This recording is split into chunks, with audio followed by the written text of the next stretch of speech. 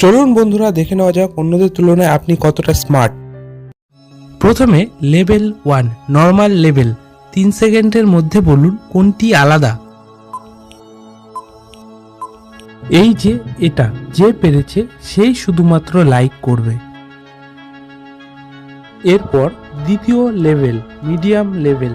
4 সেকেন্ডের মধ্যে বলুন কোনটি আলাদা। এই যে এটা যে পেরেছে সেই শুধু সাবস্ক্রাইব করবে।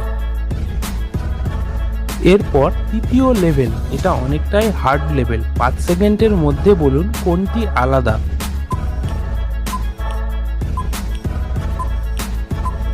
বাহ, ভেরি গুড। এটা অনেকটাই কঠিন লেভেল ছিল।